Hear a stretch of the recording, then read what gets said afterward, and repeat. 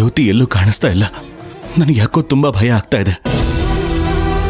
ಅವಳು ಏನಾದರೂ ಹೆಚ್ಚು ಕಡಿಮೆ ಮಾಡ್ಕೊಂಡ್ಬಿಟ್ರೆ ನಾನು ಬದುಕಿದ್ದು ಏನ್ ಮಾಡ್ಲಿ?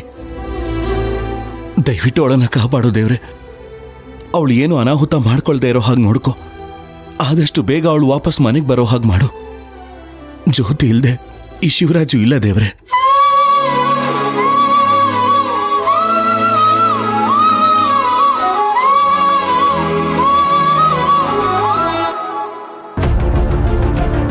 ಕೆಂಪ, ಜ್ಯೋತಿದೇನಾದ್ರೂ ಸುಳಿ ಸಿಗ್ತಾ? ಎಲ್ಲ ಕಡೆ ಹುಡುಕ್ದೆ ಮಾವಯ್ಯ, ಎಲ್ಲೂ ಸಿಗ್ಲಿಲ್ಲ. ಮಾವಯ್ಯ, ತುಳಸಿ ನೀನು? ಮಾವಯ್ಯ, ಕೆಂಪ ನನ್ನ ಹತ್ರ ಎಲ್ಲ ವಿಷಯನೂ ಹೇಳ್ದ. ಅದಕ್ಕೆ ಜ್ಯೋತಿನ ಹುಡ್ಕೋಣ ಅಂತ ಬಂದೆ. ಇಂದ್ರ ಮಾವನು ಅಲ್ಲಿ ಹುಡುಕ್ತಿದ್ದಾರೆ.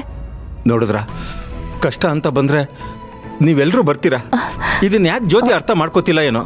ಮಾವ, ಏನೂ ಆಗಲ್ಲ, ತಲೆ ಕೆಡ್ಸ್ಕೊಳಕ್ ಹೋಗ್ಬೇಡಿ. ಹೇಗೂ ದೇವಸ್ಥಾನದ ಹತ್ರ ಬಂದಿದೀವಲ್ಲ, ದೇವಸ್ಥಾನದಲ್ಲಿ ಹುಡ್ಕೋಣ. ಹೌದು, ಸರಿ ಬಾ.